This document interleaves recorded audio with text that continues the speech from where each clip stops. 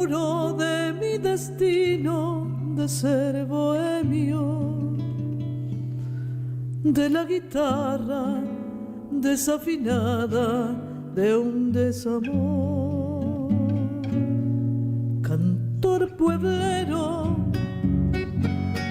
para el envido falta Radiocaput.com. Estás conectado, estás en Caput.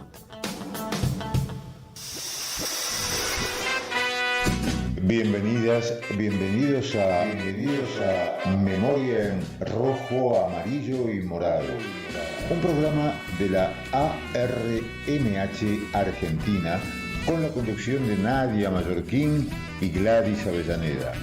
Producción Nadia Mallorquín.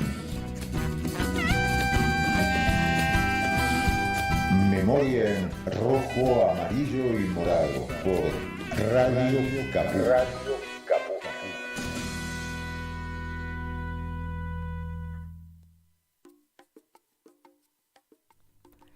Buenas tardes, bienvenidas, bienvenidos a este nuevo programa de la segunda temporada de Memoria en Rojo, Amarillo y Morado, aquí en Radio Caput.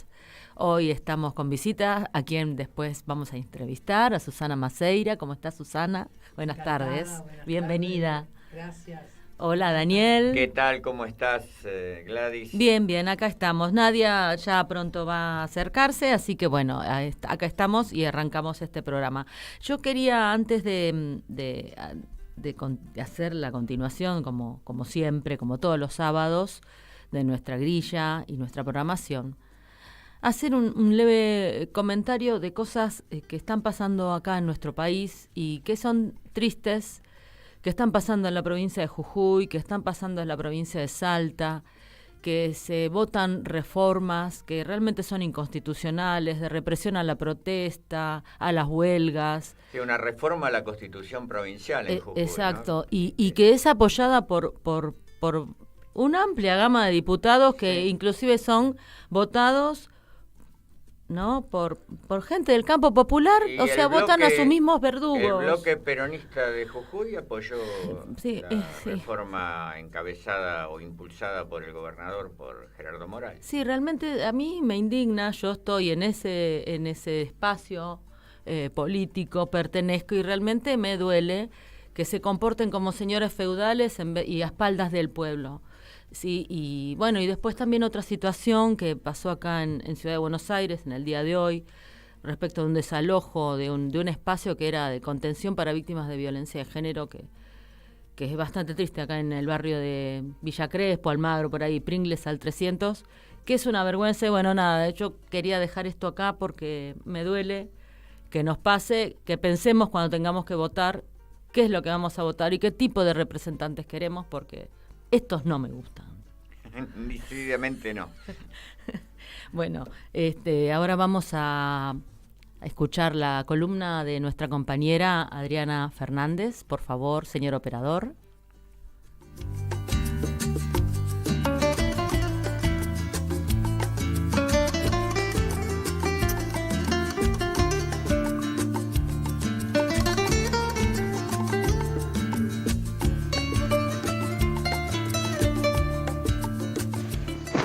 Buenas tardes a todos y todas. Hoy en Que no se borren de la historia no vamos a hablar de republicanos y republicanas que dieron su vida en cualquiera de las formas en la lucha contra el franquismo. Hoy no. Porque hoy vamos a hablar de alguien que nos dejó hace unos días nada más. Nuestra compañera Licia López de Casenave. Les cuento que Licia se incorporó a nuestra asociación el año pasado.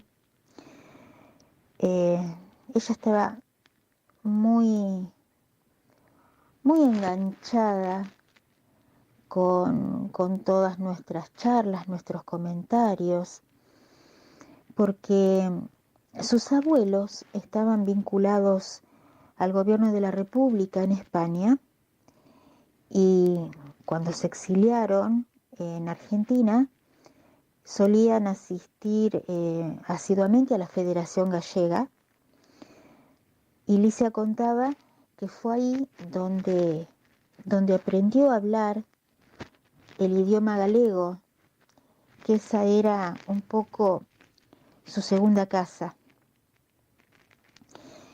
Y bueno, un poco su militancia de muchos años y su lucha por memoria, verdad y justicia hicieron que se una a nuestra causa, y siempre hablábamos sobre ideas, proyectos que ella compartía con mucho entusiasmo. Licia era correctora literaria, en un trabajo que desempeñaba hacía varios años, y también era una enamorada de la naturaleza. Su pasión por las aves la llevaba a fotografiarlas en reservas ecológicas, y en cuanto lugar las encontraba, ella estaba ahí fotografiándolas, y puedo asegurar que ha dejado verdaderas obras de arte plasmadas en esas fotografías. Hablábamos seguido por teléfono porque a ella le gustaba más intercambiar conversaciones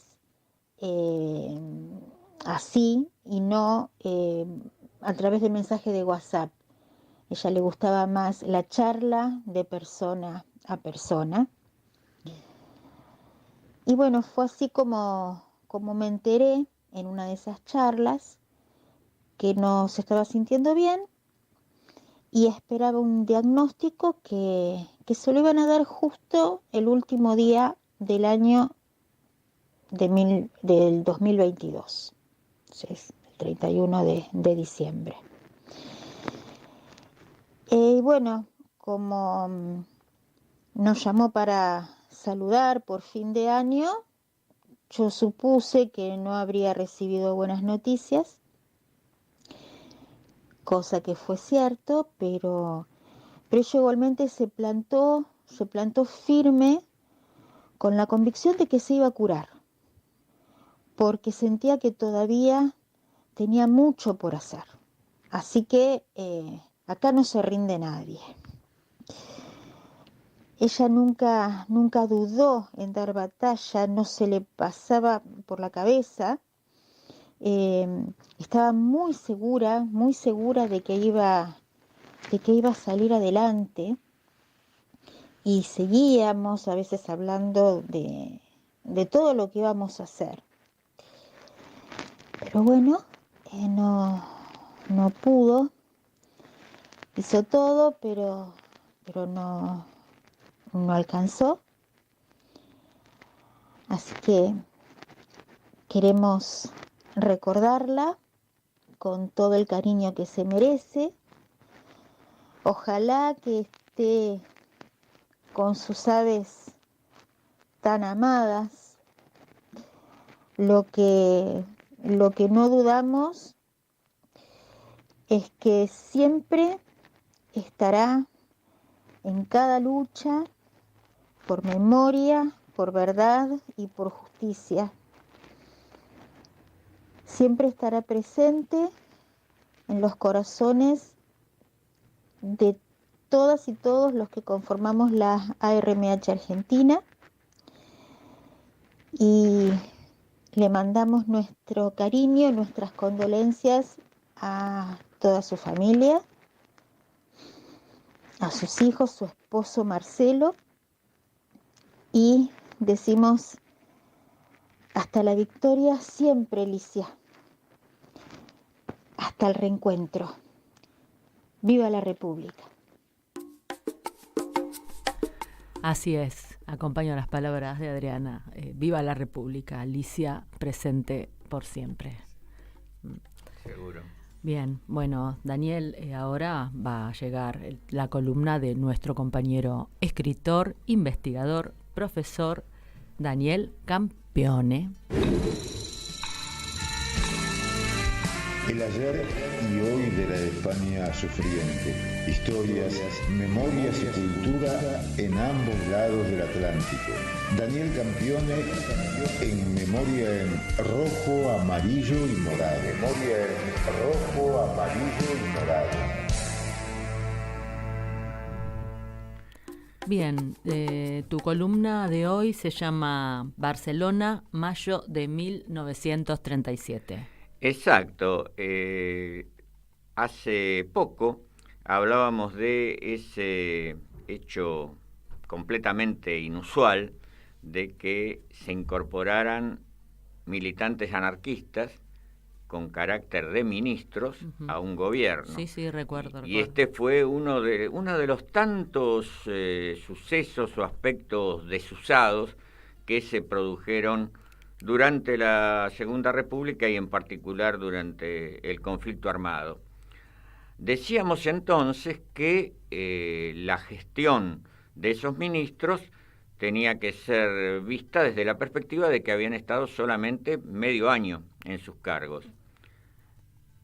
Y quedaba entonces pendiente explicar un poco por qué solo habían estado medio año en sus cargos. Medio año que fue intenso y fue de muchas cosas. Sí, hecho, sin ¿no es duda, cierto? sí, lo explicábamos. Sí. Federica Montseny en Sanidad, que llevó adelante una serie de programas y de proyectos, inclusive en temas tan trascendentes y tempranos en su tratamiento como el tema de la legalización del aborto, el tratamiento de determinadas enfermedades, la protección a las mujeres en ciertas situaciones de vulnerabilidad. Sí, García Oliver también tuvieron su obra realizada, pero fue un lapso breve el de ellos, porque se vieron impelidos a renunciar en un determinado momento.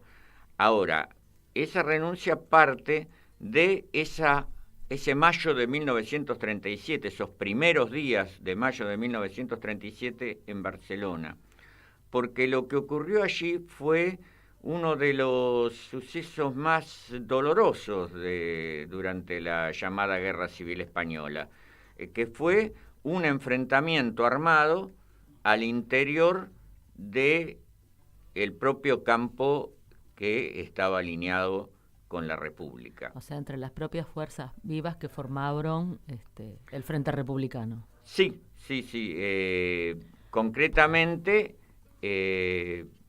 hubo una tensión progresiva y creciente, ya al menos desde fines de 1936, con una disputa, por un lado, por espacios concretos de poder.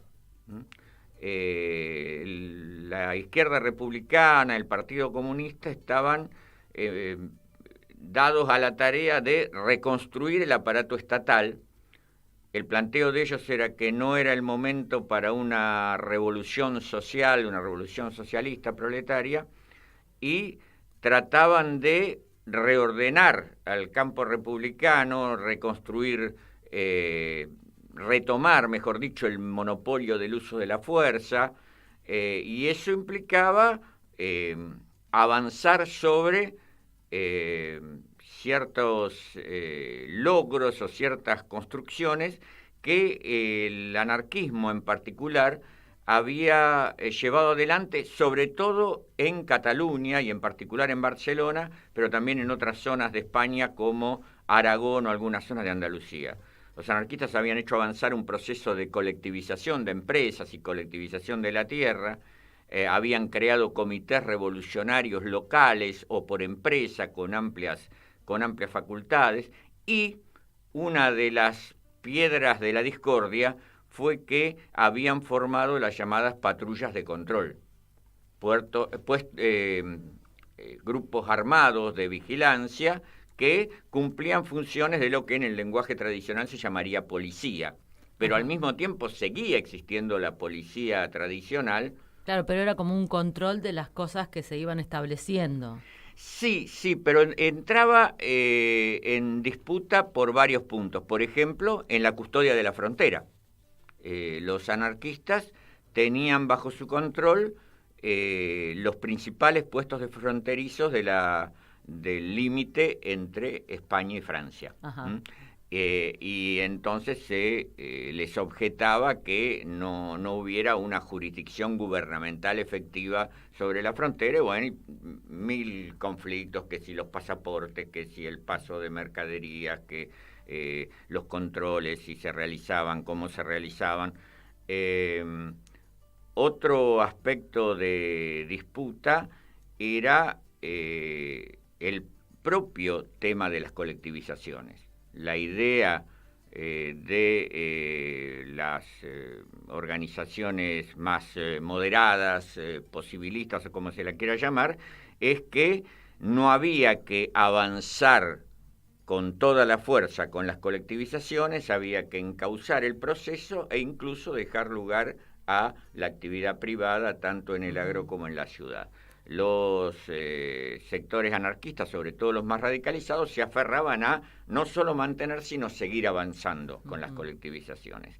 En el fondo había, y no tan en el fondo, había un problema conceptual importante que ordenaba o desordenaba la discusión, que era... Según del lado que se viera. Claro, que era si había que poner todo el esfuerzo al servicio de ganar la guerra, en el entendimiento de que eso implicaba dejar para después, para otro momento, la revolución social, o bien la otra concepción, antagónica, en el sentido que era, no, la guerra y la revolución son dos procesos inescindibles y no se puede ganar la guerra si no se hace la revolución.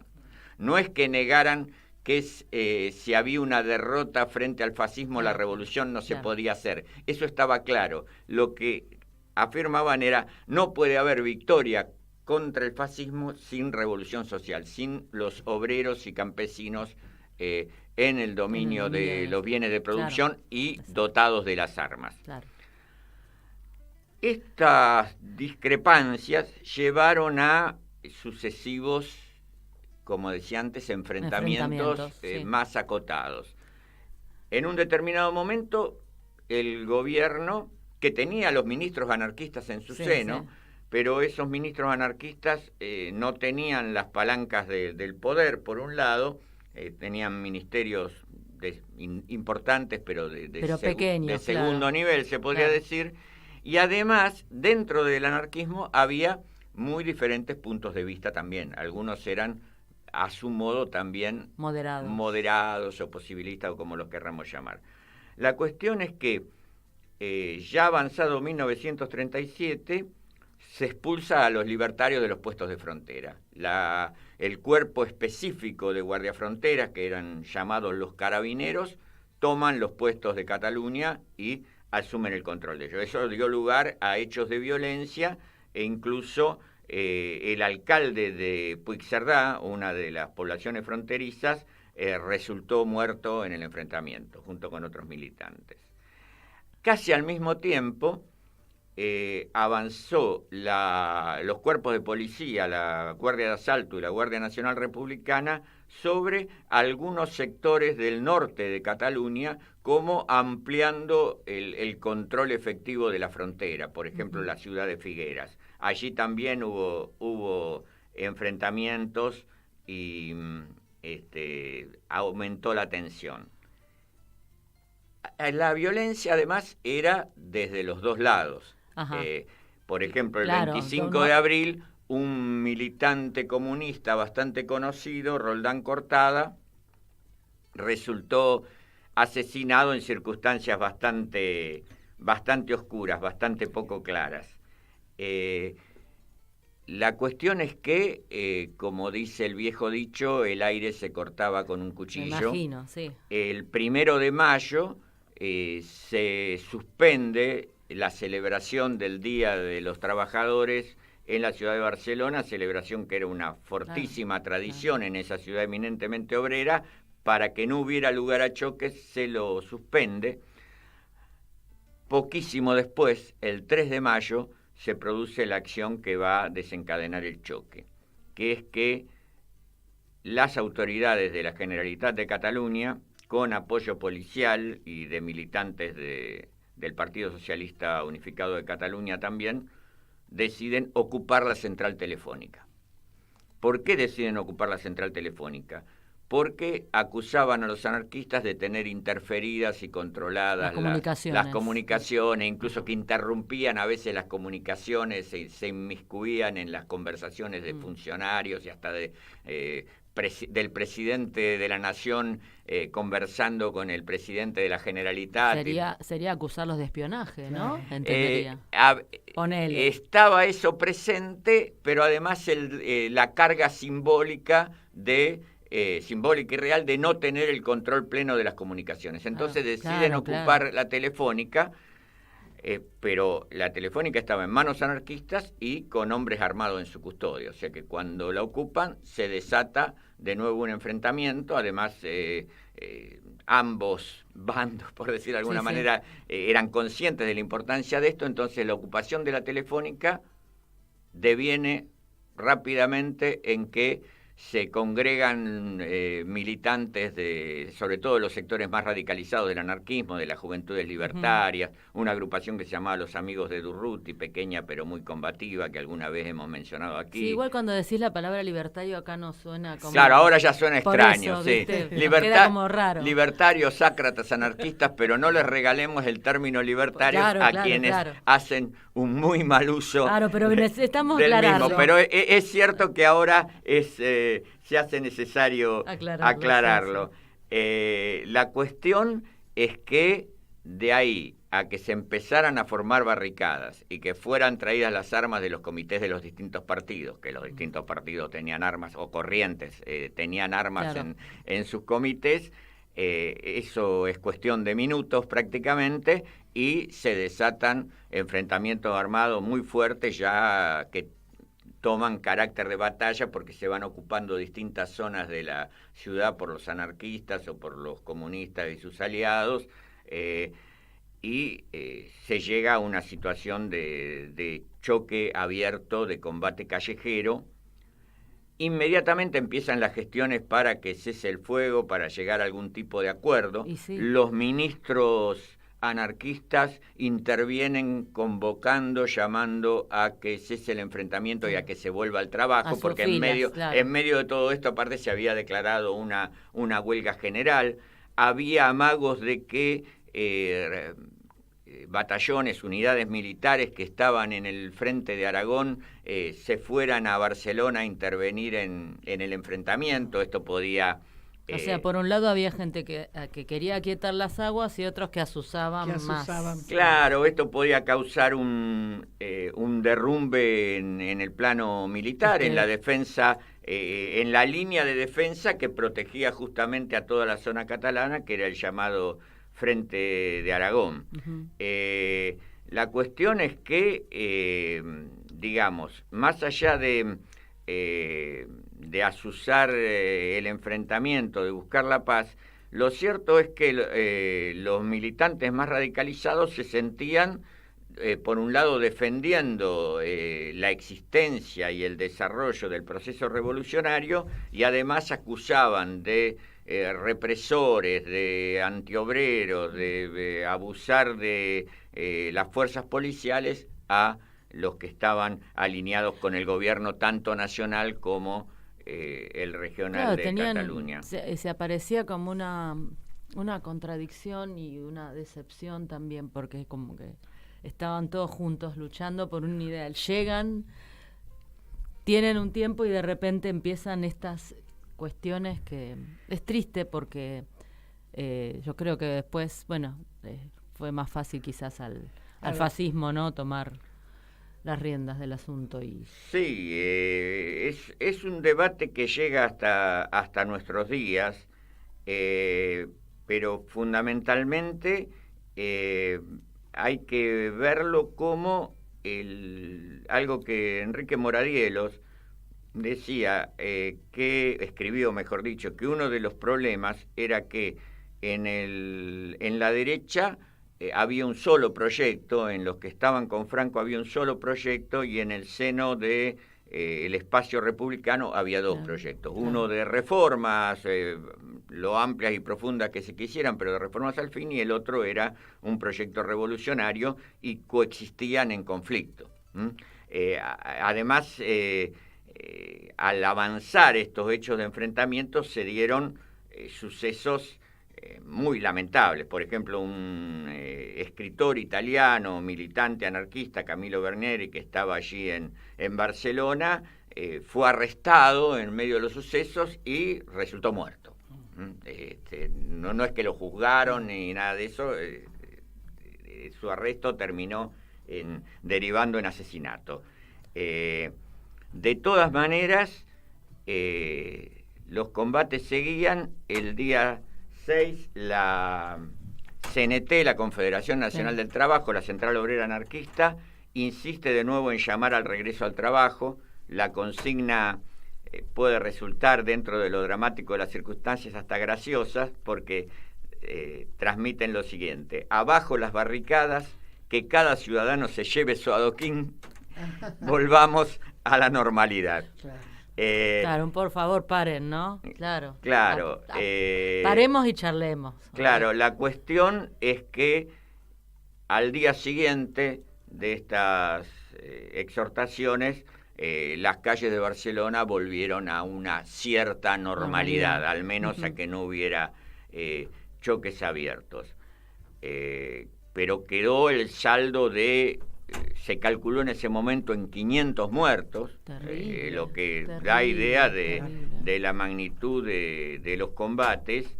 Y triste, terrible y muy triste, ¿no? Porque creo que esos familiares también, ¿no? Sí, porque las posturas ideológicas no coincidían.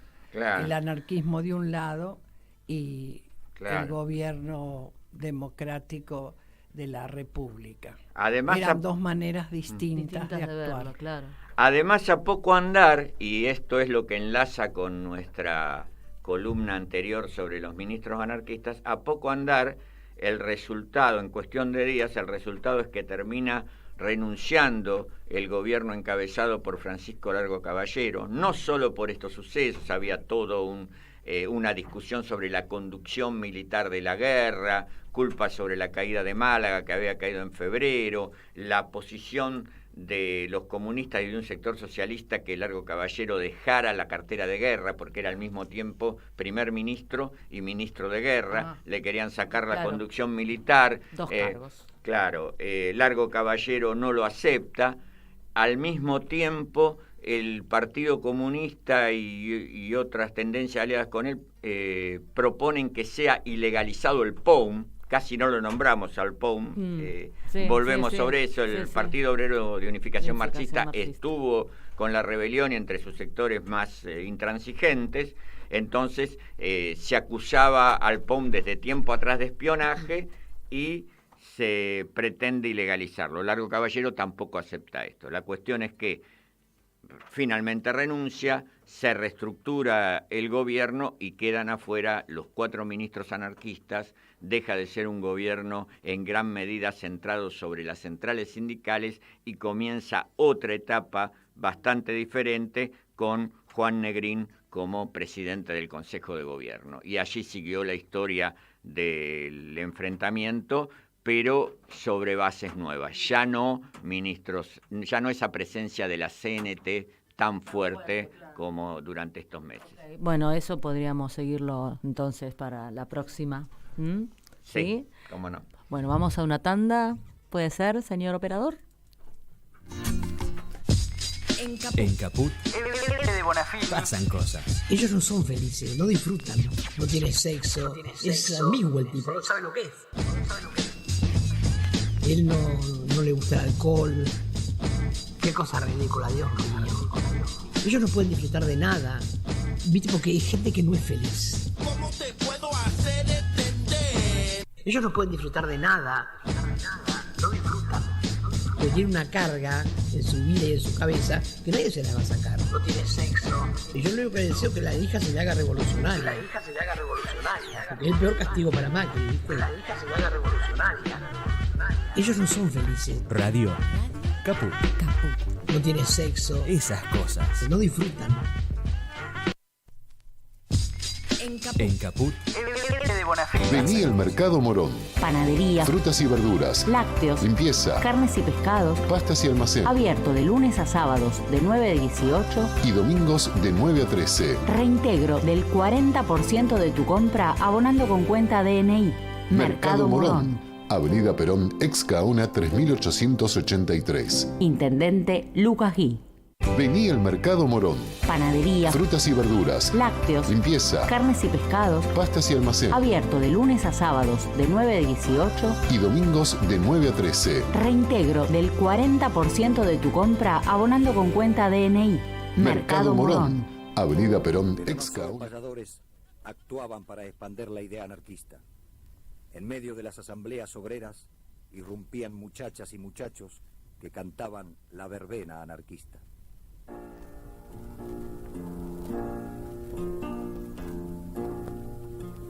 ¿Dónde vas con paquetes y listas?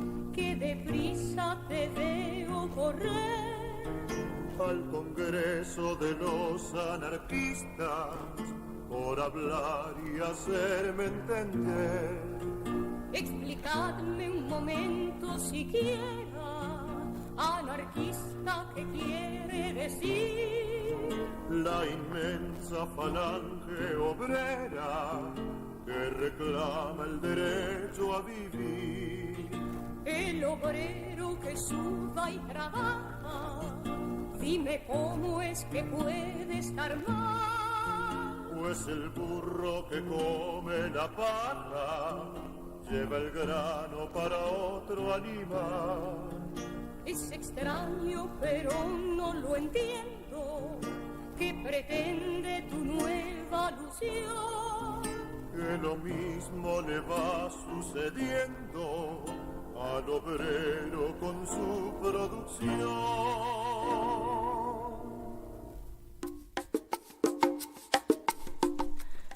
Bueno, volvimos acá al estudio. Lindo tema escuchamos, de la verbena anarquista. Si no me equivoco, de la banda de sonido de la película La Patagonia Rebelde. Al menos una versión muy similar en todo caso. Estaba escuchando el otro día, buscando versiones de Hijos del Pueblo, el himno anarquista, para otro programa de radio en la que me tocaba hablar también de temas libertarios. Allí encontré el pasaje de la película donde cantan Hijos del Pueblo. Están allí, bueno, los actores de la película, todos lo recuerdan, Pepe Soriano, Luis Brandoni y varios más, Franklin Caicedo, etcétera. Hermosa película. Y después en una verbena anarquista donde cantan del Mantón de Manila con la letra adaptada a las circunstancias sociales y políticas. Hermoso tema. Bueno, ahora vamos a escuchar un audio de Dayana López Villalobos, quien nos va a hablar sobre el documental Insumisas, Mujeres en lucha en el Sáhara Occidental.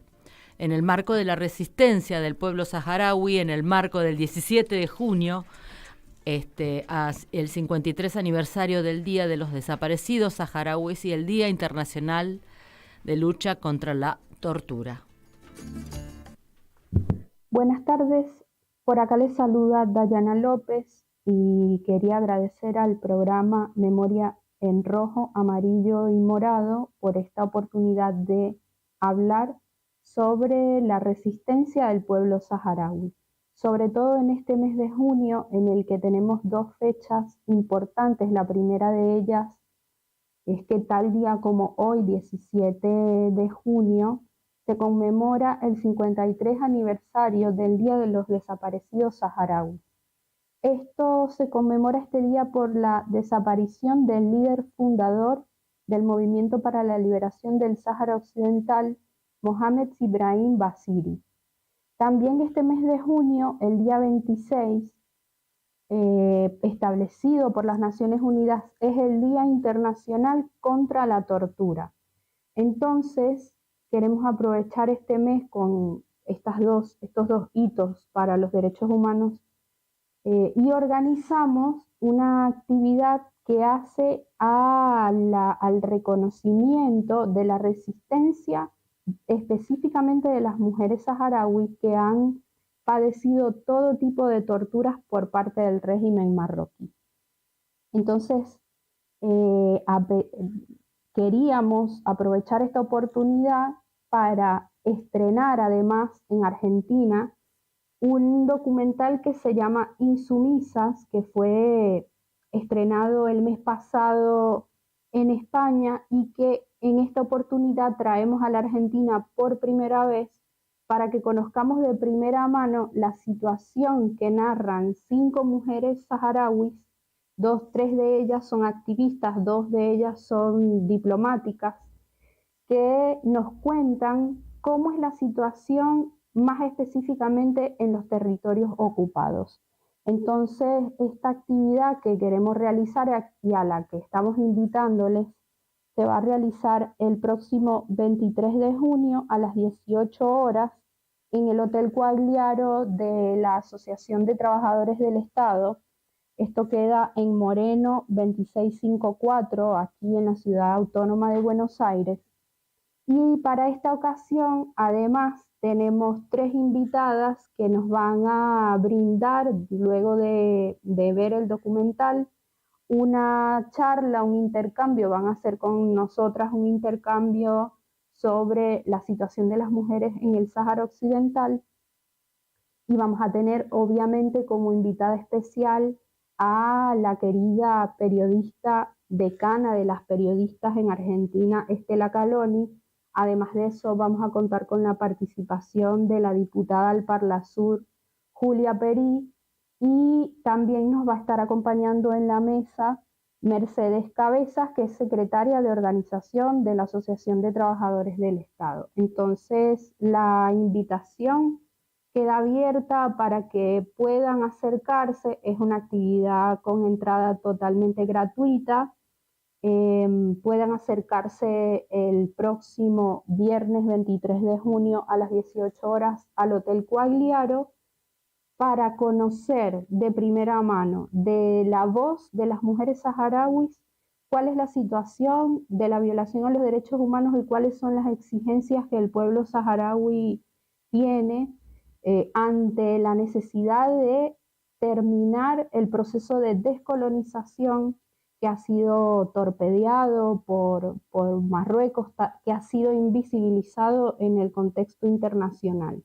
Así que es una oportunidad, sobre todo para los movimientos de mujeres, para los movimientos feministas, que nos acompañen este día y que se puedan sumar para conocer esta causa y que podamos juntas pensar en estrategias para brindar el apoyo que necesitan en este momento no solo las mujeres saharauis, sino del pueblo todo, en la consecución de su principal objetivo, que es la liberación de su territorio.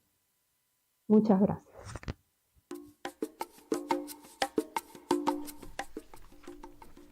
Bueno, llegó el momento de nuestra entrevista. Nuestra invitada, Susana Maceira, nuevamente te digo bienvenida. Encantada, es para mí un gran honor estar aquí junto a ustedes y me siento muy, muy bien y muy cómoda. Bueno, me alegro mucho. Ay, gracias. Bueno, Susana Maceira Quinteiro nació en Buenos Aires y se inclinó por el mundo de las letras, estudiando para profesora en la Facultad de Filosofía y Letras. Mirá, yo también, ya después te cuento. Bueno, ejerció como profesora de historia en varios colegios secundarios porteños, se especializó en el estudio de la mujer en Al-Andalus, es decir, en la presencia más importante árabe que hubo durante varios siglos en el sur de España, en Andalucía sobre todo, con sus ramificaciones en la península.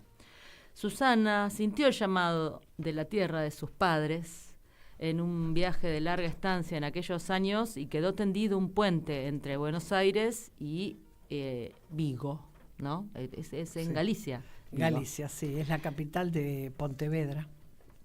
En la costa sur de la ría del mismo nombre, sí, es el largo estuario por el que entra el mar entre las serranías. Los Maceira son de esa región, con sus fincas en Concelho de Mos, sí. Con un puñado de aldeas floreciendo en la montaña que dista entre Porriños y Redondela, con vides, manzanos y otras producciones. Bueno, bienvenida Susana y arranquemos Muchas la entrevista, gracias, por muy favor. amable. Bueno, bueno, muchas gracias Susana por estar con nosotros, por acompañarnos. Era una conversación que teníamos pendiente desde hace varios meses. Sí. Claro, desde el año pasado incluso habíamos hecho ya una charla vía llamada telefónica con Susana Maceira, donde nos hablaba precisamente de su libro Un mundo que no vi. Vamos a mostrarlo a la cámara para que lo vean. La cámara me acompaña. Claro. Bueno, Susana, mi curiosidad sobre tu libro son muchas. Una de ellas es ¿por qué, cómo fue la elección de este título, Un mundo que no vi? Y después, bueno, paso a hacerte algunas otras preguntas en relación específicamente de cómo fue el proceso de creación de tu trabajo. Yo como soy profesora en historia y lógicamente mis padres, mi padre de Pontevedra, mi madre de Orense, se conocieron aquí cuando hubo esa fuerte inmigración de españoles, por eso le decimos a todos gallegos, porque del 1.000.000 de españoles, el 90% eran de Galicia. Y por supuesto siempre preguntando a mi abuela, a mi madre, que habían pasado, mi abuela llegó en los años 30 a la Argentina, pero mi madre quedaron, digamos, eran 5 hermanos, quedaron con mi bisabuela, y claro, pasaron muchas penurias porque tenían pocas tierras para trabajar. Después vino la guerra, el único hermano varón que tenían no se presentó a filas y entonces estaba prófugo por los montes, y todo eso me conmovió mucho porque quise homenajear a mi familia materna y sobre todo a las mujeres, que eran todas jovencitas, adolescentes, salvo mi tía Olguita, que desgraciadamente hace 2 años falleció, que era la más pequeña de meses, y mi abuela cuando vino a la Argentina tenía unos meses y quedó con mi bisabuela. Y yo quería, como dice Michel Perrot, escribir sobre las mujeres, las sacamos de ese silencio al que estaban sometidas. Entonces quise homenajear, cuando empecé, ya va a ser casi 8 o 9 años que publiqué la primera edición, y quise hacerle ese homenaje a estas mujeres que enfrentaron en un pequeño pueblo rural llamado Beiro, que está a 25 kilómetros de la capital de Orense. Quise homenajearlo porque estaba mi madre, que hoy ya cumplió sus 100 años, y también alguna de sus hermanas, que hoy desgraciadamente ya no están, y me emocionó mucho el poder escribir sobre estas mujeres y todo lo que pasaron. Entonces empecé y afortunadamente gustó, lo mandé a mis primos que viven ahí en el ayuntamiento de Mos, tengo un sobrino, y se lo pasó al alcalde, que afortunadamente ahora ganó las elecciones del Partido Socialista, y se entusiasmó mucho con mi novela y me invitó a presentarla allí. Y fue en el 2014 que me emocioné mucho porque, digamos, presenté la novela en el pueblo rural de mi madre, que me conocían a mí de pequeña, porque yo la primera vez que voy a España tenía 6 años, y como dice Proust, mi patria es la infancia, y a mí me marcó esa estancia que tuve. Ahí aprendí a hablar el gallego, fui con mis primos al colegio, y siempre pensando en esa hermosa zona rural, me emocionaba mucho. Y bueno, en el 2014 fui, y ahí hay un centro cultural en el pueblo de mi madre, y la presenté. Y bueno, la vinculación quedó establecida, incluso tengo una amiga que también es hija de la inmigración, me ayudó a hacer una obra de teatro, por eso ahora me voy para allí, porque afortunadamente los 2 alcaldes, el proyecto continúa para que podamos estrenar esa obra de teatro que está basada en la novela. Susana, tu familia cuando decide, migrar, mayormente migra a Argentina. Sí. Pero también hay en otras regiones. Sí. No, en general mi familia, primero vino mi abuela en 1930, porque ya aquí había algunas vecinas de su pueblo que le decían que para los varones no había trabajo, porque en 1930 se derrocó a don Hipólito Yrigoyen y lógicamente el tema de conseguir trabajo para los varones era difícil, pero sí para las mujeres, porque mi abuela era una excelente cocinera y además las clases más aristocráticas de Buenos Aires querían el servicio doméstico, que era de gran calidad de los españoles, de las gallegas, y lo ejercían las mujeres. Así que mi abuelita llegó aquí, mi bisabuela quedó a cargo de los nietos, ya te digo, esa bebé, que era mi tía Olguita, que tenía apenas unos meses, y lógicamente mi abuela, yo siempre digo, una mujer muy sabia, porque llegó a la Argentina sin saber leer ni escribir, y la señora de la casa, como ella siempre decía, mi patrona, me enseñó a leer. Para escribir ponía su firma y nada más, pero para leer leía muy bien, y todos los meses mandaba una encomienda. Porque el tema de la zona rural, por eso fueron los que más, del punto de vista histórico, el que tenía pocas tierras para trabajar en esa zona de Orense, que está el famoso vino del Ribeiro, una familia como la de mi madre, que eran 5 hermanos y con pocas tierras, era muy difícil. Y después estaba siempre un señor feudal que hacía el préstamo del dinero para cuidar las viñas, pero luego se lo cobraba y además se quedaba con las mejores uvas. Entonces siempre mi madre me decía que estábamos hipotecados de por vida. Claro, como que no había forma de crecer un poquito, ¿no? De esa cosa del ascenso. Ahí está. Social. Entonces mi abuelita vino a la Argentina y ya estaba, que yo la señalo, una señora que ahora ya tampoco no está, se llamaba Demetria, una señora muy, muy abierta para todo, de su mismo pueblo, fue la que le dijo, vente para aquí, que aquí hay trabajo. Y mi abuela trabajó siempre en la misma casa de esa familia, porque claro, una familia también numerosa, y ella se permitió cuidarlos a los niños, y si se casaban seguía trabajando. O sea que hasta que se jubiló, yo tuve de conocer a la patrona, como mi abuelita decía, para que le firmara los papeles de la jubilación.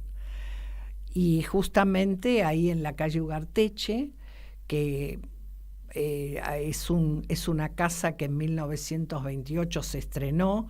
Saben ustedes que la arquitectura de Buenos Aires era muy similar a los palacios franceses. Su arquitectura era francesada. Y entonces ella trabajó siempre ahí. Entonces hay este homenaje que yo le quiero hacer, es porque esa voluntad de las mujeres para enfrentarse, porque en los pueblos se tildaba, estos son republicanos.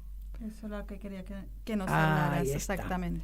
Porque en general en los propios pueblos se fustigaba a los vecinos, este es comunista o socialista, y entonces va contra los intereses. Y fíjate que mi abuelo estuvo preso los 3 años. Vinieron los guardias civiles y se llevaron a los varones, casi todos estos que estaban tildados de comunistas, de rojos, efectivamente, de rojos. Y el maestro, desgraciadamente, del pueblo, lo mataron, lo asesinaron directamente. Mi madre siempre cuenta, cuando voy yo la primera vez a España de 6 años, conocí a su esposa, que fue maestra en la época de la República de mi madre, porque afortunadamente en la época de la República los profesores y profesoras venían a los pueblos. Entonces mi madre pudo hacer su primaria y sus hermanas también. Pero claro, los que molestaban eran los maestros y maestras. Entonces este señor, que solo tenía 32 años, después tuve la fortuna en ese centro cultural que el señor de allí, que conocía su madre, a mi madre y a toda mi familia, me entregó del registro de Orense, donde estuvo mi abuelo y todos los que habían llevado presos. De allí, de Beiro, lo llevaron a Rivadavia, que está a 10 kilómetros, y luego lo llevaron a Celanova y luego al País Vasco. Y mi madre me contaba, que yo viví muchos años también allí en Galicia, en Vigo, me contaba que caminando para llevarle un colchón, porque los hacían dormir en el piso, y algo de comida, a Rivadavia y después a Celanova, y terminó en una cárcel del País Vasco. Y todos estos temas que están siempre todavía muy vigentes, porque ahora está Memoria Histórica, que justamente el hecho, como me dijo un señor mayor cuando le llevé mi novela a Madrid, me dijo: tu madre te contó porque emigró. Y yo me quedé, dice, porque yo nací en esa época de la guerra y mi madre nunca me contó nada para cuidarme, porque los venían a buscar. Y ahí en Memoria Histórica, que yo cuando voy a Madrid, siempre los jueves, ahora en el verano se encuentran de 8 a 9, he visto unos casos que realmente conmueven, porque hasta los 60, los 70 se asesinaban a aquellos que se pusieran en contra del franquismo. Entonces, lógicamente, mi tío Rodolfo, que era el único varón en la familia, que emigró en los años 50 a la Argentina, ya casado con 3 chicos, él siempre contaba que, como estaba prófugo, después, cuando termina la guerra, se presenta y está 6 meses en la cárcel. No había nada contra él, solamente el cargo de desertor, porque no se había presentado a filas. Bueno, Susana, vamos a ya cerrar el programa, pero no sin antes, agradecerte profundamente esta visita a Piso, que es nuestra primera entrevista en Piso. Así que estamos muy agradecidos, agradecidas. Es cierto, no habíamos incursionado en esa modalidad. No, y vamos a invitar a nuestras y nuestros oyentes a que busquen el libro de Susana, Un mundo que no vi, de la editorial Cuatro Vientos. Cuatro Vientos, tercera edición del libro. Así que yo quería, si me permites un minutito. Cerramos con la poesía. Bueno, yo hice estas poesías porque afortunadamente viajo, siempre estoy invitada a España a dar charlas y conferencias sobre mi novela, y después mi especialidad fue el mundo árabe islámico, y siempre estoy escribiendo sobre el arte mudéjar en la Argentina. Bueno, esto es a la ría de Vigo. Por allí se fue mi noble familia a buscar tierras para trabajar, pues aquí no había sitio para tantas vidas en el desconsuelo del dulce penar. Hoy aquí te veo, ría de Vigo, ostentosa en tu mirar, pero recuerda que no hace tanto tiempo recorrías el puerto para emigrar. Y esto es esa zona de Vigo que es maravillosa, que todos venían desde Vigo, y había unas gaviotas maravillosas allí, y le hice una poesía. Gaviota que surcas el cielo tan cerca del mar, tu canto cercano arrulla mis penas en tu dulce mirar. Quizás algún día lleves en tu pico mi felicidad. Hermosos. Muchas gracias. Susana. Muchas gracias, Susana. Gracias a ustedes por la poesía y por todo. Gracias. Igualmente agradezco a ustedes la atención y me siento muy cómoda y muy bien estando aquí. Gracias. Nos despedimos hasta el próximo sábado. Salud y República. En Caput Rafael Correa. pasan cosas. En toda América del Sur se abrió una ventana de oportunidad para gobiernos progresistas. Rafael Correa. Llega Hugo Chávez, luego llega Lula da Silva, Evo Morales, Michelle Bachelet, quien te habla en Ecuador. Se avanzó muchísimo. Crecimos, tuvimos dignidad, soberanía, creamos bloques regionales. Estados Unidos, que tal vez tenía la vista en otro lado, no, ya prestaron atención. Radio Caput. Yo veo momentos muy duros, están dispuestos a todo. Esas cosas. Vuelve Esa Mujer. El cuento de Rodolfo Walsh. En el Complejo Teatral Ítaca. Segunda temporada. Todos los viernes a las 20:30. Entradas por Alternativa Teatral. ¡Ah, sí! Si quieres ver un paraíso, solo mira a tu alrededor y velo. Radio Caput. Desde el lugar de las utopías. Vení al Mercado Morón. Panadería, Frutas y verduras, lácteos, limpieza, carnes y pescados, pastas y almacén. Abierto de lunes a sábados de 9 a 18 y domingos de 9 a 13. Reintegro del 40% de tu compra abonando con cuenta DNI. Mercado Morón. Avenida Perón, ex Gaona 3883. Intendente Lucas Gui. En Caput. Diego Capusotto. Son todos drones.